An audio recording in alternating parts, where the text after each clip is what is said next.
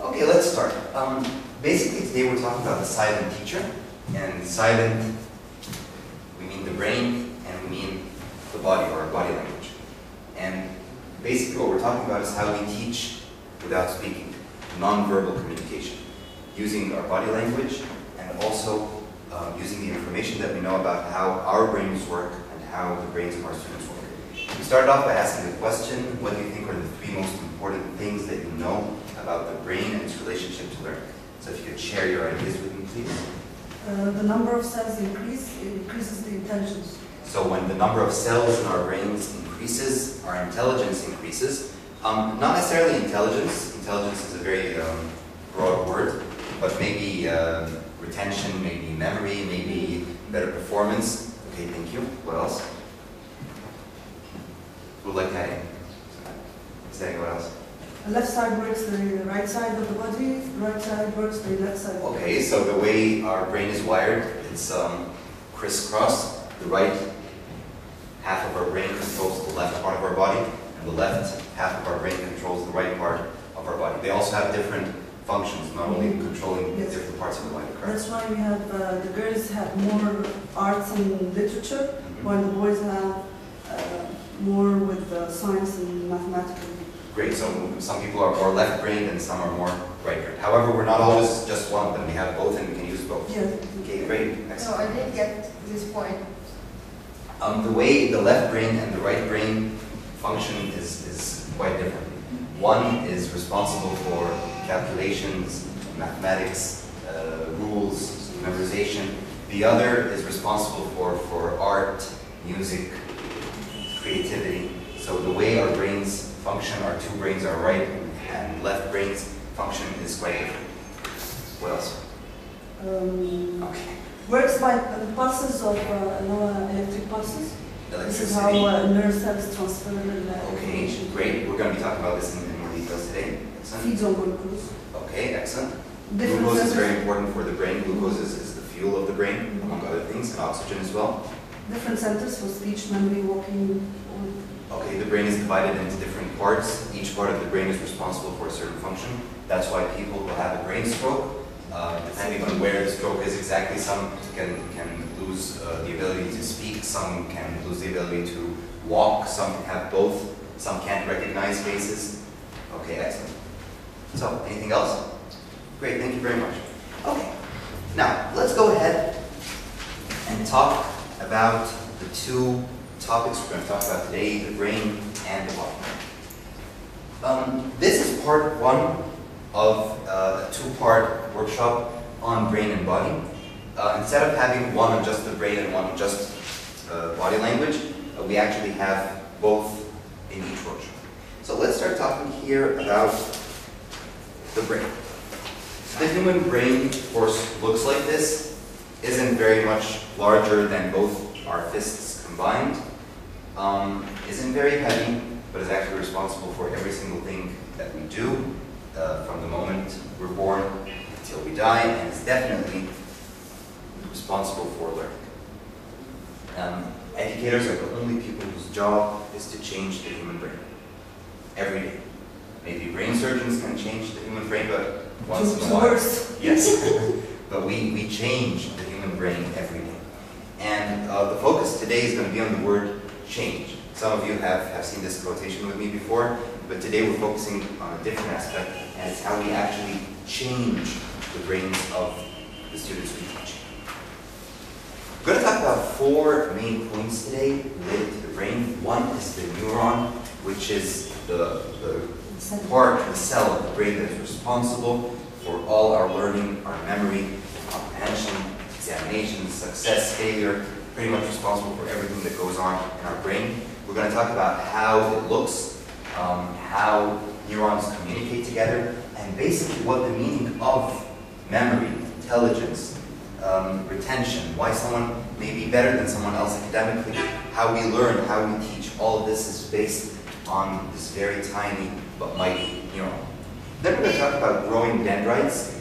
We're going to talk about this in more details. Dendrites are the branches that branch out of the neurons to connect with other neurons in the brain. We're going to talk about how we actually grow these dendrites and how they actually form in our brain as they are forming right now as we speak. Number 3, we're going to talk about our memory. Some of you maybe attended this session before where we talked about the memory. Today it's going to be a little bit different. And finally, we talk about what gets into our brains first, the hierarchy or the steps of what gets into our brains first, what is most important and what is less important and what is least important when it comes to teaching and learning. So, let's start with the mighty neuron. Now, neurons are little circles, cells, call them whatever you want, inside our brains. Now, there's a lot of information to be given here, but we're only focusing on what we need to know for learning. So, let's say that this is a very small part of your brain where you can see these 3 neurons. Memory, retention, being able to recall information you know, being able to think, being able to apply the information is all based on the connections between these neurons. So if these neurons were not connected together, you would basically be unable to understand, to think, to speak, to do anything. It's all based on the connections and not the actual neurons. Every neuron has something called an axon. An axon is like a big bark or a branch of a tree that comes out of every neuron and extends in certain directions in order to form connections with other neurons. Neurons also have something else called dendrites. These are little protrusions or little branches coming out of neurons. And what happens is, whenever the axon and the dendrites become close to each other, this is where the connection starts to happen between this neuron and that. So these 2 neurons could not communicate without first the axon, which is there. It's always there. Every neuron has its axon. But these dendrites are the hands that reach out to the axon to connect with the other neurons. And dendrites aren't always there. Dendrites are grown. The more we teach our students, the better way we teach our students, their dendrites grow. Right now, this is new information for some of you. You are having dendrites grown right now. You're making them in your brain. These dendrites are reaching out in all directions, not necessarily this direction. This is just for illustration. And it is coming so close to an axon of another neuron that here the connection happens.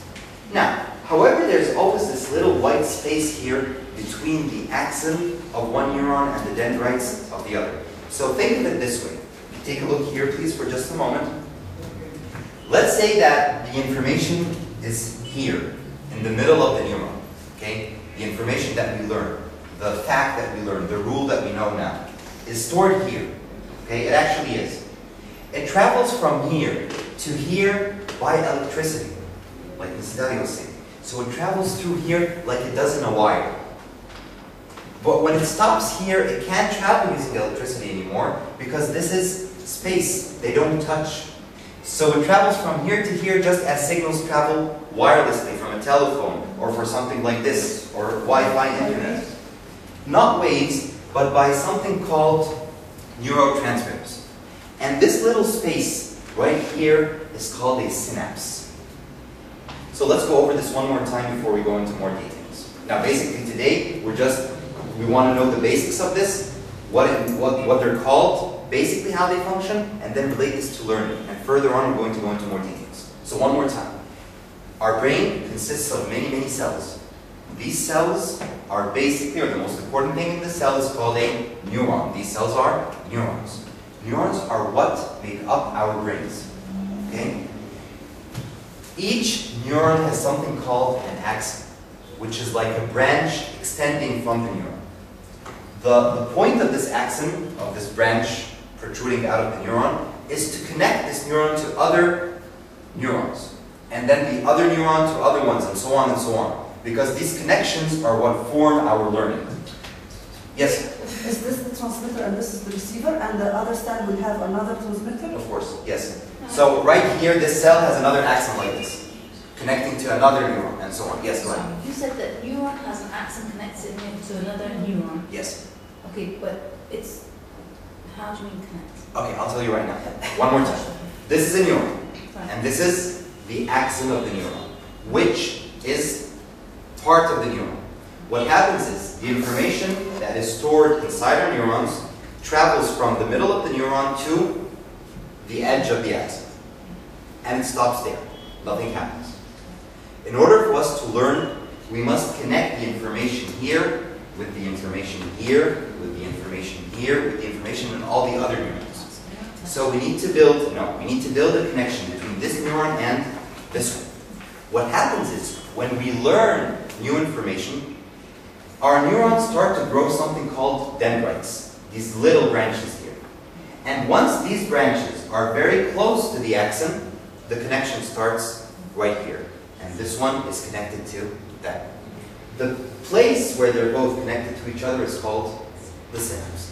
So, the transmission in this part is by what? Neurotransmitters. Right here, we have something called neurotransmitters.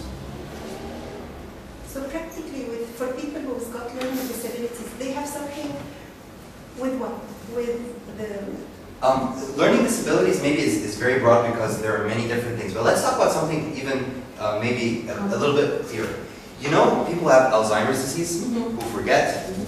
Their main problem is with this little space. This little space is clogged, just like an artery would be clogged from cholesterol. And this space here has something in the middle where the information can't travel here using the neurotransmitters. Or they have very low neurotransmitters, so the information stops here. And the dendrites are right here, but the information can't pass from one place to the other. Okay? Just like a brain stroke would happen, where blood clots, blood hardens in the brain. If it hardens around these spaces, they won't be able to connect. Now, what is important for learning is this little part here for the dendrites. This is basically neuroscience. This is biology. But this little part here is what we need to know about learning. Our brain cells, our neurons, do not typically have dendrites everywhere. These dendrites grow and grow and grow and grow. As we learn more, we grow more dendrites. And the more dendrites we grow, the closer we get to other neurons, and therefore can connect to more neurons. Okay? So one more time, let's do this one more time. These are neurons. They hold the information. It's the cell of the brain. It's the building blocks of our brains. Our brains are made of many, many neurons, billions of neurons. Okay? Now, how we learn is basically that the information we know, the senses we sense, the emotions we feel are stored inside these little neurons all over our brain. Okay? But we cannot learn something without connecting it to other things. So basically, we can't learn something without connecting the information in one neuron to the information in another neuron to the information in another neuron and so on. And I'm going to explain this more. But this is just the biology. Let's just understand this and move on, and then it will be more clear. So, the neuron has something called an axon. And each neuron also has something called dendrites. We learn when the dendrites grow and get close to the axon of another neuron. And here the information can travel from one neuron to the other. So, basically this is what happens. Let me just illustrate this. Hopefully it will be a little bit more clear. Now, here, there's certain information. Okay? Let's say, for example,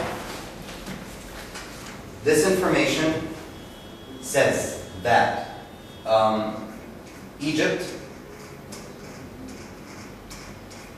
was occupied by France in 1778. Okay? And this other neuron has another piece of information saying that Napoleon ruled France in 1778.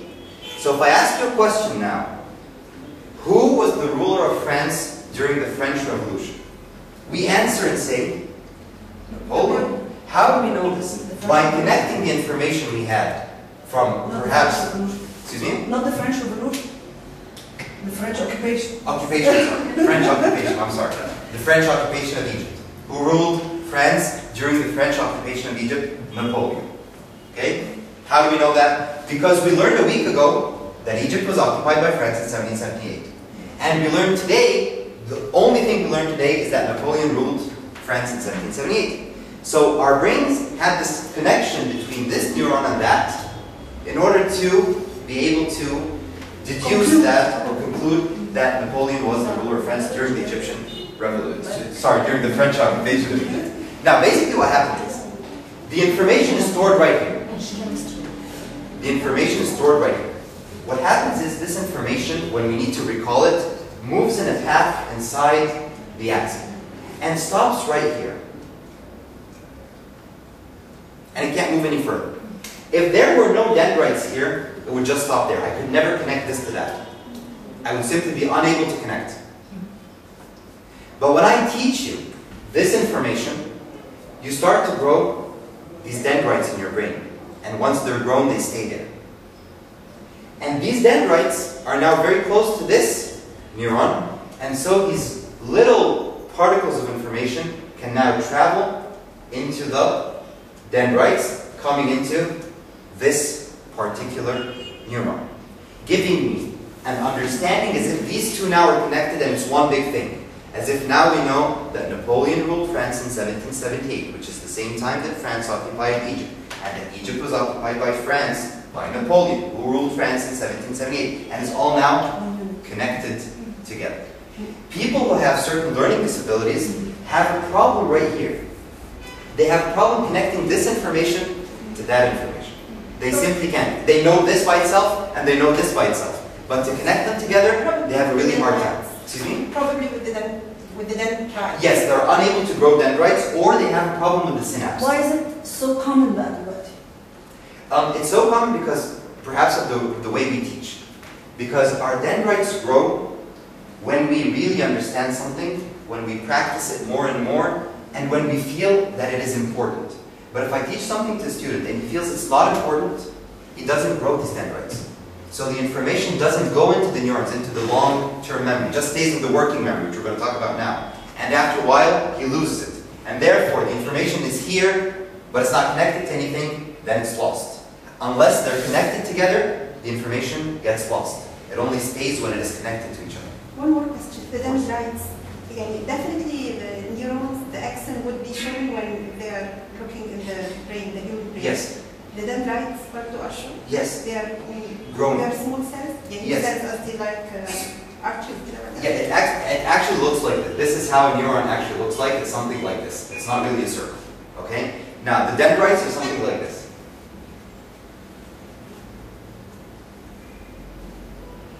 All over the neuron. Okay? Now, this is a dendrite that has some learning. If you really intensify them, if someone really understands something, you'll find lots of dendrites all over the neuron, connecting it to all the other neurons around it. And so they all look like branches of trees that are all connected to each other. That's how it actually looks. Now, the important thing about all what we're doing right now is that this is extremely new. This information was unknown a few years back. This has been made possible by something called the fMRI. fMRI is a new type of MRI. It's an imaging system like the MRI we brain scans that people have now. This is something new where you can actually see live what's happening, where I can actually have this device put on your head. And as I'm teaching you something, you can see here on the monitor these dendrites and this electricity and this information going from one place to the other and the branches branching together. And therefore we can identify how we learn best. And this is the most important thing.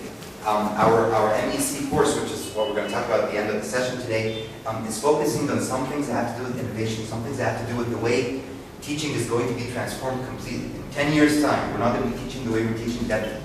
It has to change. We know so much now, and we're going to know so much in the coming 10 years that it's not about theory or practice anymore, it's about science. Before, learning was about theory. There's a theory like Maslow's hierarchy, if you remember, Bloom's taxonomy. These are theories. These are people who observe students learning and try to understand how they learn best. Multiple intelligence, all this. Now we actually have science to prove any of these theories. We can now see what's happening in our brains, and therefore we can conclude what is best and how to actually teach students and how we can actually help students with learning disabilities. Okay, so this is an introduction to a very important topic. Now, I know this is too much information perhaps with all the names, but basically what we need to know is just the definition of these little these names and understand the connection briefly. Okay, we're going to talk about it in more details next slide. Okay, so let's do this one last time. I have neurons. Neurons have axons. All of them do. I'm just having one here to illustrate this. These axons connect to other neurons through dendrites. And dendrites are grown. They're not always there. As we learn, these dendrites grow. And once dendrites are very close to axons, the information, the connection happens. I could have made this easier by just talking about the axon connecting to the dendrites. And this is how some people explain it. The axons connect to the dendrites and the information moves. The little part of the synapse here made it a little bit harder, I understand. But it's very important. Because synapse are an introduction to something we're going to talk about next session if you do continue now or ever, called synapse. Naps meaning naps or breaks. And this is something very important that happens right here in the synapse and helps us retain information better. So, these are called dendrites. What is a synapse? Synapse is the little space between the dendrites and the axon. Okay? Now, let's talk about this now as teachers. This was science. Now let's go back to teaching. Growing dendrites. As new learning occurs, our neurons grow dendrites. And I personally find this very, very interesting. That we actually physically change our brains as we learn each and every single day. And that we as teachers are actually changing the ways the brains of our students are wired together, connected together, and the way their brains look each and every single day. Like every single thing we do, we're changing the actual physical form of their brains. This is something called neuroplasticity, meaning that our brains actually change form and stay that way based on how we teach our students. So, as new learning occurs, our neurons grow dendrites, these little branches coming out. Second, these dendrites connect with axons of other neurons, relating new information with previous learning and memories, like we just said today. Some information stored in an old neuron gets connected to the new learning. It all makes sense at the end. How does it make sense? By connecting these neurons together. Now, let me give you a small analogy before we go on, and I hope that you'll understand it better when we say that. Do you know how our brains work? What we used to think before the advance of neuroscience and educational neuroscience was that each neuron stores some kind of information, and that's it. We never thought of the connection between them. But when we actually saw the brains work, we saw that everything we do is based on the connections and not the actual neurons. Now, let me give you an example. Imagine that you are members of an orchestra, and each one is playing a different instrument. A piano, a drum, a violin, a guitar, a trumpet, a flute. If only one of you plays a certain part at a certain time of the symphony we're playing, it wouldn't make any sense. But when you put all these instruments together, and the conductor says who goes when, it is music. And that is exactly how our brains work. Each neuron by itself has this little piece of information that doesn't make sense by itself. But the overall understanding happens when the neurons are connected together. Just like the instruments of an orchestra all give music when they play together. But if each instrument plays by itself, it won't necessarily mean much. Okay? The more branches or dendrites and the more connections we form with other neurons, so the more dendrites we have, the more connections we make, the better our learning and stronger our memory. Therefore, as teachers, we need to focus very, very importantly on relating new information to older information as much as possible. I need to relate the thing I'm going to teach you now to things that you already know, to your environment, to your culture, to your language, to your family, to your hobbies, to whatever else you've learned in other subjects. Once you connect this to all the other parts, this little neuron having this new information isn't by itself in the brain. It is now part of an orchestra. It's now part of a huge web connected to other neurons. And therefore, if you want to recall this information, it will be very easy and very simple. This is what we say to the kids, you have to open windows to remember things. Mm-hmm. Yes. For dates, especially for dates. Uh-huh. It's similar to your father's birthday. Exactly. Or Once you're mother's. related to something, then the learning happens. If you don't relate it, it won't happen. For example, how many of you can relate a certain memory or certain information to a smell or to a sound? If there's a certain smell, if I smell this smell, I'll remember a person or I'll remember a place. How does this happen? What happened is that the neuron responsible for this particular smell had dendrites which connected it to the axon of another neuron that had to do with the face or the place. And once they became in one connection or in one relationship, once only one of them triggers in my head, like the smell, I remember automatically the other thing, like the place. Mr. Payne, Yes, I want to ask you something. of course. If the two information are new, it will be so difficult? Yes, it will be so difficult. Therefore, you cannot explain new information without relating it to something else before. Or else the information is just going to go away. We're going to talk about this now. We have something called the working memory. Maybe you remember it from our session before. Working memory can only hold some information. So you can go into class and teach your students 2 new topics, 2 new pieces of information. They're going to remember them throughout the lesson. Okay? Maybe after an hour or 2 or 3, because it's still on their working memory, it's on their desks. But if you come and test them after 2 days, they're not going to remember it anymore. Anyone? They're not going to remember it. The ones who remember it must have connected this information to something they know. They must have connected this information to other neurons in their brains. If they didn't, they're going to forget it. And this is what happens to us. As we're speaking right here, our neurons are now storing information. Okay? Information about what? The sounds you're hearing, whether it's cold or hot, the information here, the color of your clothes, the color of my tie, all this is stored in your brains.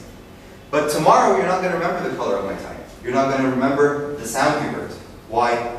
Because it wasn't important, didn't relate it to anything. But perhaps you're going to remember this because you related to your profession. Your career is teaching, your teachers studying, it's maybe important, maybe interesting. So that's how we learn. So as teachers, we always make this mistake. We try to introduce new information without focusing on how to connect it with the students, and we leave them. Some of them are lucky enough to connect it themselves, and so they remember. And we say they're smart, they're good students. No, they're not smart or good students. They were lucky, and they were able to connect it in their brains. But those who were unable to connect the information in their brains, and we didn't help them do that, will just simply forget the information that we gave. Connections are formed through small spaces called synapses, and are carried by something called neurotransmitters, such as dopamine. And I have dopamine as the example because in the next session, and maybe we said this before when we had the session called How the Brain Learns with some of you, we talked about dopamine and how dopamine is important. Now, the special part about dopamine here is that dopamine is formed extensively in our brains when we're happy. And therefore, when we're happy, we're able to transmit information. Are dopamine given to students who have very bad memories? Yes, yes, that's true. Mrs. Manga, this is an answer also to your question. Students with learning disabilities, ADHD, ADD, and stuff like that, they sometimes take medications. These medications sometimes focus on increasing neurotransmitters like dopamine, which can ease the connection between I was going neurons. to ask you this. There's a boy in our class that he has concentration problems. I don't know. He says that he's taking pills. Does this produce dopamine, or is this helping him grow dendrites?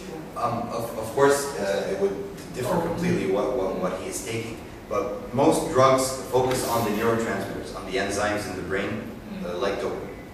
There are a lot of other neurotransmitters. What dopamine does, it carries the information from the edge of this axon to the dendrites.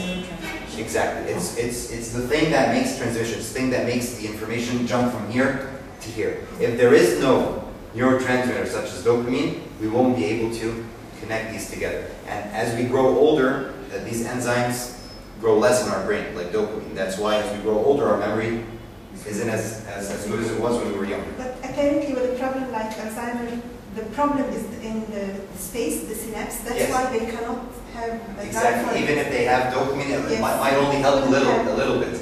And so there's no actual medication for Alzheimer's disease, because if this connection here is clogged, it's broken, then there's nothing you can do about it. Maybe they will find. Maybe by the time we grow. Actually, well, maybe we can have this as one of our assignments. Working brains do not get Alzheimer's. Yes, the more we work our brains, It's not necessarily, by the way. On the contrary, they say that sometimes the working brains are the people who are most likely to have it when they grow older. well, basically, the good thing about this is what I was just saying a little while ago, is that this imaging and this neuroscience is very, very new. Till now, it's all theories. If our brains work a lot, do you get Alzheimer's or not? Is there medication for it? They're all theories. But now we're actually seeing what's happening. And this is something, a lot of scientists predict that in the very near future, there will be a cure for Alzheimer's disease. Because they're seeing this. They're actually seeing it. And they know what's happening. But what could make sense in the working brain not having Alzheimer's disease is that the more we work our brain, the more connections we form. So if this little connection is broken, there's another connection with another neuron, and another one, and another one. So if one goes down, we can relate it to something else. But once connections are built, they can't go away, right? No, they don't go away unless it's something biological, like cancer, for example. It breaks down the cells and the cells die, stuff like that. But once we do form this learning, it stays. But the stronger it is, of course, the easier it is to recall.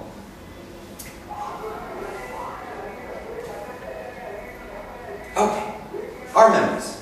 Now, we had this diagram before, maybe with some of you, and we talked about our memory and the two types of our memories. Now let's try to understand this in light of what we know about the neurons. So, our memories, this file cabinet and this desk, are basically many, many little neurons all built up together. And by the way, the memory of the human brain is almost infinite. You always have enough capacity. Okay? So if sometimes teachers or students believe that if I give them too much information, they won't. Yeah, there's no space there. Or some teachers say, no, but with this generation, they have too much information. The internet, TV, their brains are thinking about lots of other things. They don't have space for what I'm going to teach them. No, we have lots of space. They just don't want to. They just don't want to learn, or we can't teach them. But there is a lot of space. So basically, we can store information. I think this was something I read recently. You can store information continuously, 24 hours a day for almost 100 years, and you still have lots of space. So I don't think new tricks. Okay, so our memories, it's all one thing. They're all neurons. But we can try to understand them by dividing them into two things. Something called the working memory and something called the long-term memory, or storage. Our working memories are pretty much like our desks.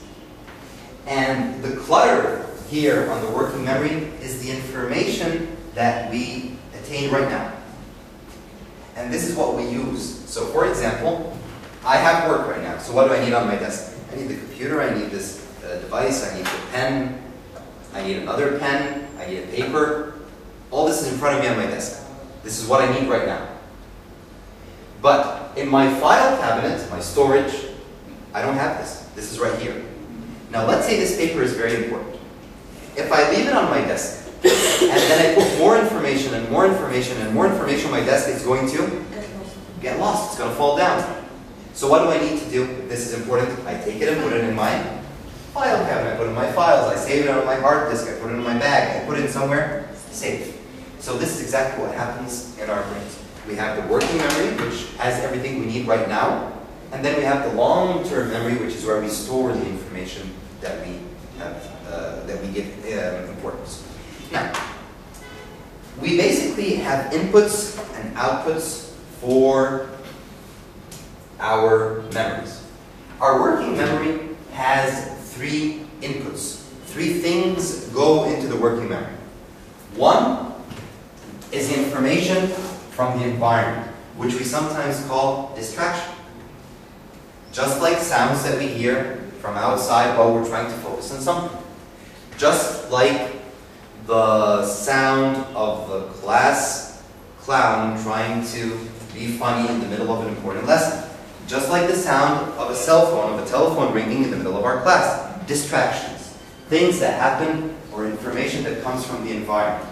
How warm I am, how cold I am. This information coming from around me. This goes into my working memory. And therefore, the more distractions there are, the more I can't work. Because everything is coming into my working memory. Second thing, thoughts from within the brain. I'm hungry. I'm thirsty. What am I going to do next? I'm jealous from someone sitting with me in classroom. I'm angry. Thoughts from inside my brain. This is what we call, as teachers, daydreaming. So, information from the environment is what we basically refer to as distractions. Thoughts from our brains is what we call daydreaming, when a student's just not with you and thinking about something else. There are so many thoughts coming from within his brain or her brain that there's no place for the information you're trying to get. And then there is retrieving from our file cabinets. Retrieval from the information they know. And this is what we want. Because when I'm teaching you something new, I want you to be able to retrieve old information from here, to relate it to the new information, package them together, and send them back to the storage, to the long-term memory. But if you're so distracted by other things, it's really quite hard to do that. Now, as things gather on my desk, there are outputs. There are two outputs. There is a good output and a bad output. The good output is this. The information that we learn, things that we understand, and we just put into the long-term memory, we store them, and that's it. Now, speaking from the point of view of educational neuroscience, from the mighty neuron, from the slide right before, how does this story happen? What happens here? How do we store back into our long-term memory? This is when we form connection, grow the dendrites that form with other neurons, then it is attached right away in our long-term memory. What about the information that we lose? That's the information that we were unable to connect to other neurons, and therefore we lose. So there's storing, which is good, and there's loss, which is bad. Now, the way our brains work, sadly for teachers, is that the first thing to lose is the new information that I'm trying to teach. So you're more likely to forget or lose the information I'm teaching you than to forget or lose the distractions from outside or the thoughts from inside your brain. So let's say I'm teaching you that Einstein has this rule that says E equals mc squared, and you're really, really hungry. You're probably going to forget that E equals mc squared, but you're not going to forget that you're hungry. Okay? During the lesson. During the lesson. Okay, even if I tell you, focus, stay with me, you're still hungry. There's nothing you can do about it. Okay? So, one more time. Our working memory can only hold 7 distinct pieces of information. Now, I remember we tried this before with numbers. Today, I changed them and made them into letters to see that it's probably right as well.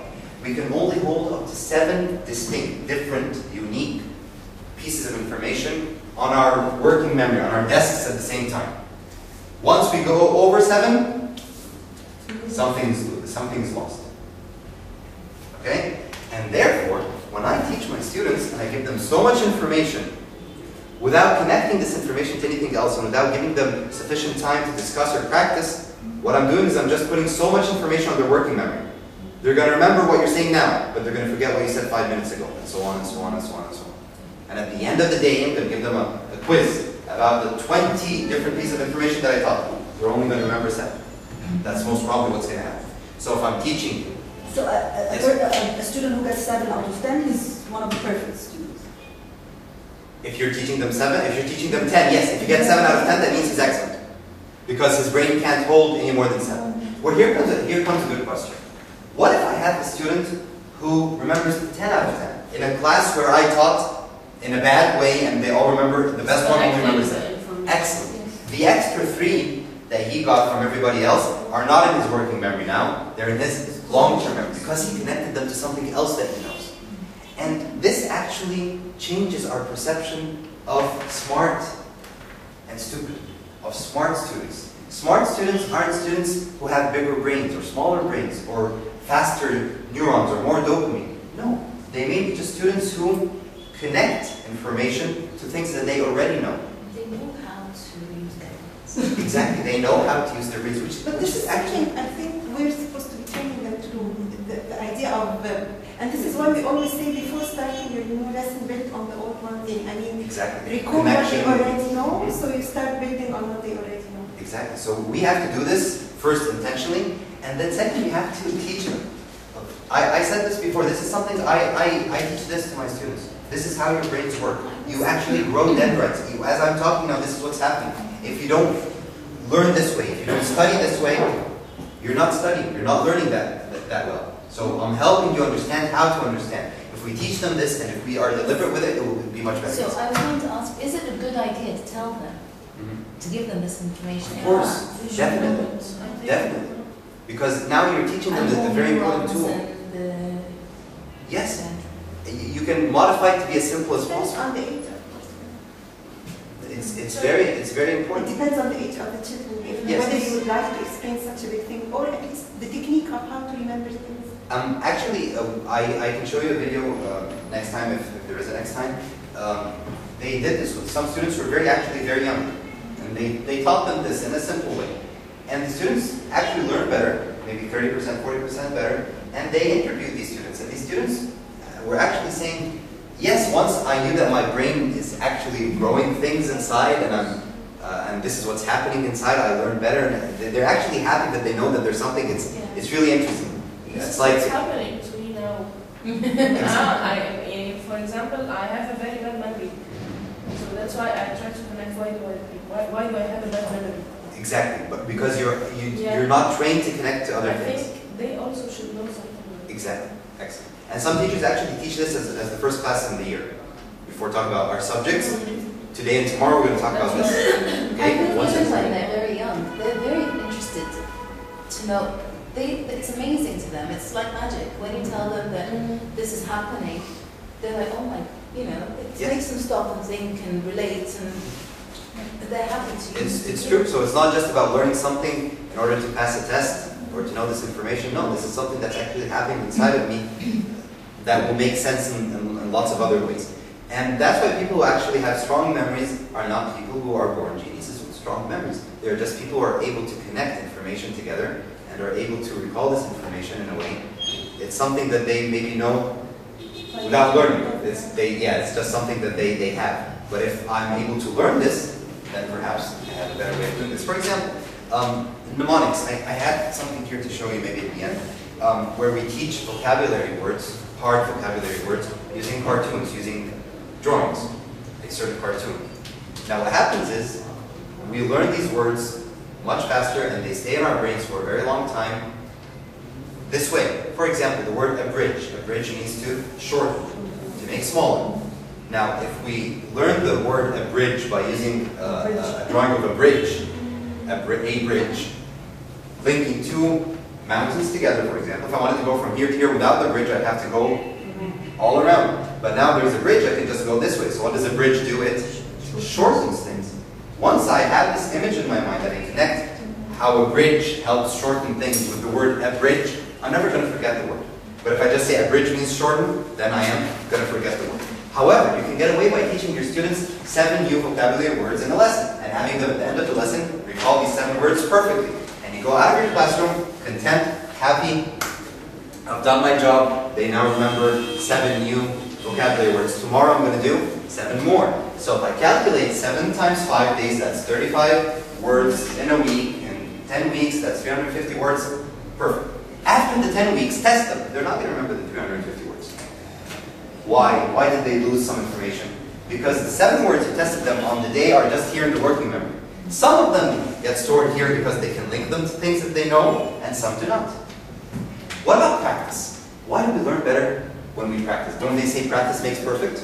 It's relating the information in various ways. Exactly. So one of them will definitely Excellent. click with something in there. Perfect. So the more we practice, the more dendrites we grow, the more branches we branch, the more information we relate to each other. Books, for example. If anybody here likes to read books in any language, you'll find something amazing. You can read the same book 2, 3, 4, 10 times, and every time discover something new. And every time Even if it's a novel, it's a story, every time you like it again. Why? Because every time we read it again, there are these connections that form that we didn't have before. If I read a book today and then I read the same book next year, there's experience, there's a year here that happened to me.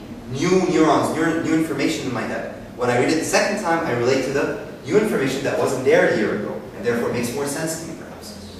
I'm going to be the annoying child in class. You're not. I'm sorry.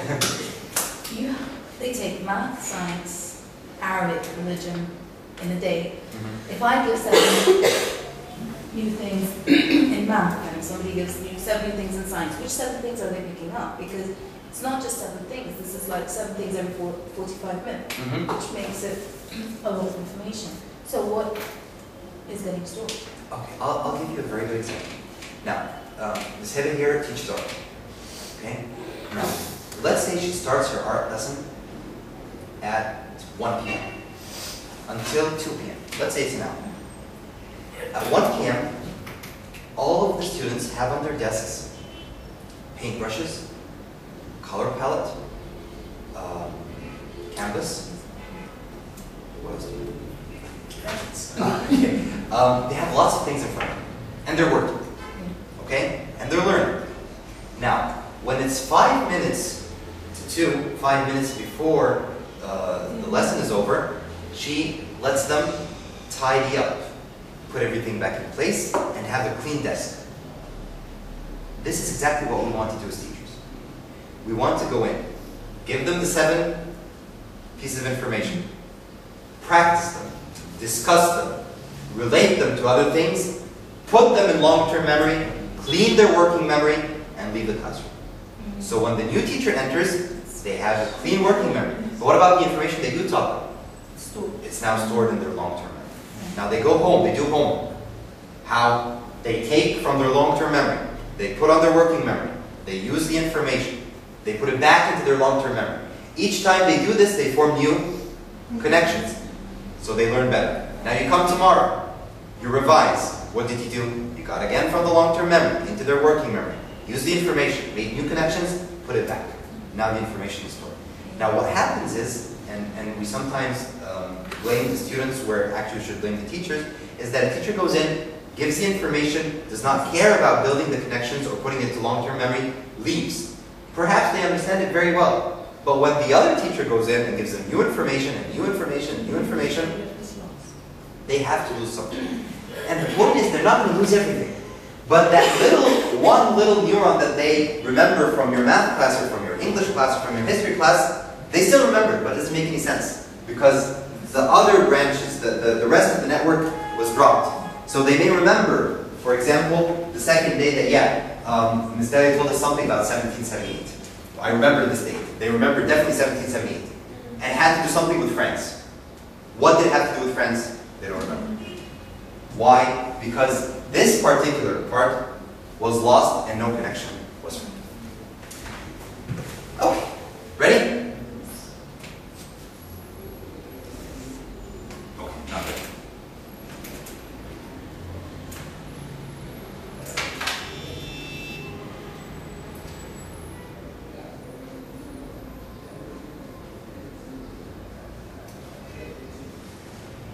Okay. Let's test your working memory. Okay, now this is not 100% foolproof, but it does work. I'm going to give you 7 seconds to look at 7 letters, 7 random letters, and try to recall them and write them down. Okay? But you're not allowed to write anything until they disappear. Okay, so don't cheat. You're teachers.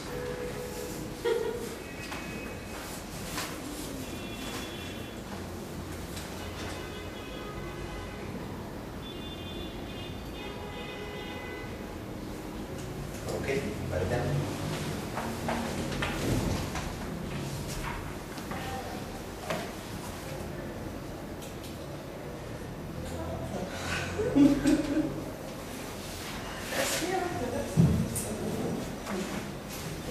Okay?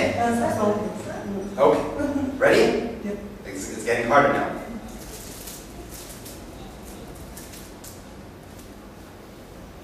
Oops. مش تبغى الدرجات. Okay, sorry about that. Okay. You want? Mhm. Just getting.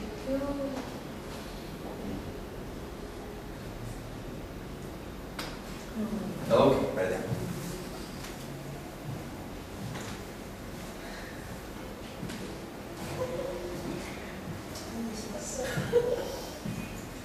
Okay, ready? That was the first one. ACBRLTS. Now, who got the 7 right in order? 1, 2, 3, 4 out of 6. Okay, excellent. Who got only 1 wrong?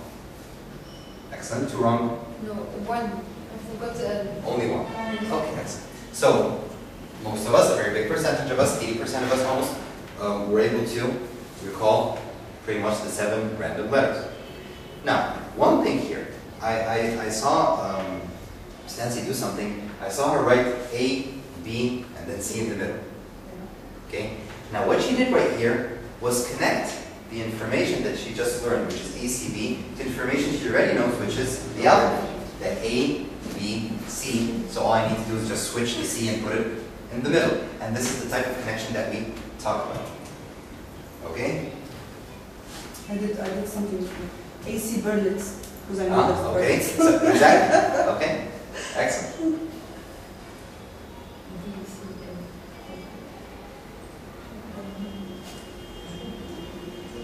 Two wrong?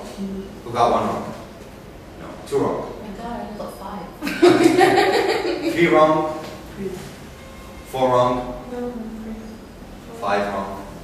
Okay, excellent. So again, we remembered pretty much 5 out of 10, 6 out of 10, 7 out of 10, but it was very hard to remember more than 7 out of 10. I remembered 8. Okay, excellent. So that's something very good. So you didn't remember it? Okay. Okay. Again, what happened here is that it said Berlitz. B-R-L-T-S. Okay. Even though Berlitz is spelled differently, but it sounds Berlitz because she knows a place called Berlitz. Okay. AC, air conditioning. AC, electric current. So we relate things to what we already know to try to make our memory or our sense of new learning easier. This is what I do with the kids. يعني مثلا a few days ago كان عندنا Luftwaffe, which is the Air Force back to Germany. And I told them, you know, what is the German Lufthansa exactly. So they related the word Luft with Luft, which means air or plane. Okay, excellent. So you see, this is, we need to teach them this. And we need to teach them that we're not trying to annoy them by giving them information or letting it to other information. No, we're actually helping them store this information in the long term. Okay, great. Now, final thing here, what gets in first? As we said before, this is the way our brains work. Maybe we can train our brains, and we can actually, if we really want to. It's kind of hard, but you can train your brain just like you can train your body, just like you can be on diet, you can exercise, you can train your brain as well. But the way our brains work typically is like this. The first thing that gets into our working memories is data affecting survival. Meaning, if I'm teaching you a wonderful lesson, very, very enjoyable lesson, very interesting, everything is very good, okay? But you hear sounds coming from the ceiling and you're seeing parts of the ceiling fall, you're definitely not going to be able to focus on what I'm saying. You're going to be afraid because something may fall on you, okay? If you see a spider, if you see a rat, if you see a cat, okay? And he said if This is there for are other the- children annoying the Phobia. and he said if there are other children annoying one of the Exactly. students. Excellent. This here, very good. This here is what we as teachers call bullying. If I'm in a class and there's a bully in my class, there's someone who I know after class is going to hit me, is going to make fun of me, is going to do something really bad to me, I'm not going to be able to understand or be attentive to This anything is you're also saying. applies to the teacher. Yes, So that's why they don't like the teacher who insults them. exactly. A teacher who's threatening, who's insulting, who has severe punishments, they're afraid of that teacher. They may sit down very quietly and maybe you're disciplined, but they're not learning that well because they're afraid for their survival. Second thing is data generating emotions. Jealousy, fear, love, hatred, any kind of emotion, any kind of feeling. Okay? Sometimes this can also be hunger, thirst, could be somewhere between an emotion and survival, because why do we feel hungry? Our brains automatically know that if we don't eat, we're going to die, so I need to feel that way. No, that's how it works. That's why we feel hungry and we feel thirsty. If we didn't feel hungry or thirsty, we would just go on for days without eating or drinking, and I mean, in class, it doesn't really matter. Yeah, he will not die if he doesn't eat. You will not die, but you will feel that. So Graham, how I will resolve this problem? The first 3 lessons or first 2, 4, whatever, they came from home without breakfast, and they have to still wait until breakfast. Okay, that is entirely true. You have 2 things to do. If you teach young kids, then definitely make them eat. Okay? But one other thing you can do, and I've noticed this with older kids, with teenagers, high school students, and it's very surprising. Talk to them. Tell them, come sit down and look at this. Look at this diagram. This is how my brain works, and your brain works, and everybody else's does. If you are hungry, if you are thirsty, you're not going to learn. If you don't learn, you're not going to understand, you're not going to get good grades, you're going to have a problem. Now, why don't you have breakfast before you come? You have to have breakfast before you come. You have to eat and drink before class. If it were allowed, I would let you eat and drink in my classroom. But the school doesn't allow it. So you have to have breakfast before you come. It's not a healthy breakfast. Sometimes It's I not give a them 2 sandwich. minutes to eat. Chipsy and biscuits and junk. Okay, well, we can play a game with them. I'll tell you what. For 1 week, eat healthy food in front of you. Come every day, 10 minutes early. I'm going to come 10 minutes early. I'm going to watch you eat healthy food. Eat this and that, this and that. And I guarantee you're going to become smarter. Okay, and then play a little bit with the grades during that week. Give them an extra 1 or 2 marks without him or her noticing, and prove, see, when you had a good breakfast, you actually became a little bit smarter. Okay, and it is true, but it may not take only 1 week. Excuse me? It's so difficult to do it. To do what? To teach them. Yes. Yes, they're convinced. But trust me, they will be convinced. They are convinced. They are convinced, but they don't do it. I'll tell you what I did. I did a few months back, before the SAT test, I taught my students this, and I taught them about something called power breaks, we said before, where you can boost the level of glucose and oxygen in your brain. So I told them in the 30-minute break, in the 5-minute break you have in between sections, okay, you need to have 4 grams of glucose, which is basically 4 grams of fruit. So get raisins or dried fruit and eat it. Then you need to drink a cup of water, because this water will oxygenate the blood. And you need to walk, okay, just for 2 minutes, okay, in the classroom outside, just ask, okay, and do this. You'll be surprised, okay? A lot of them did this, okay, and the students that you would think would never listen to you. Okay, and it was actually very funny when they all came back to tell me, I ate so many, and I told them 4 grams of raisins, so like a handful. So this boy told me I bought a big bag, but at the end of the test, my stomach was hurting, I had to go to the bathroom. More intentions. Yeah, somebody else drank a whole bottle of water instead of a cup, and things like that. But they actually tried because I was able to convince them this will actually help. And if they do, With yes, Chinese, by the way, they do trust their teachers, really. Yes, they But I think it Try. depends on Not many eaters. try, yes. I think it depends on the teacher. Of course, but if they really believe that this is true, maybe show them an article on the internet, show them a video, show them something that you're not saying. Man, this is true. This is a fact. If you don't want to have breakfast, you don't want to learn that well, it's up to you. I'm just giving you my advice. But we can do things that have to do with affecting survival and generating emotions. If I know there's a class bully, if I know that there's a problem between 2 students, I should resolve this problem. It is my problem, because sometimes you say it's not my problem.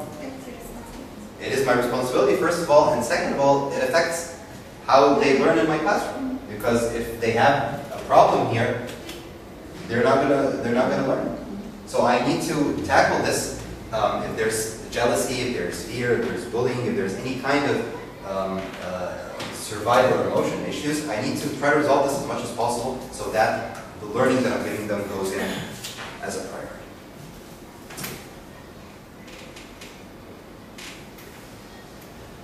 So some water to help the blood get the oxygen to our brains.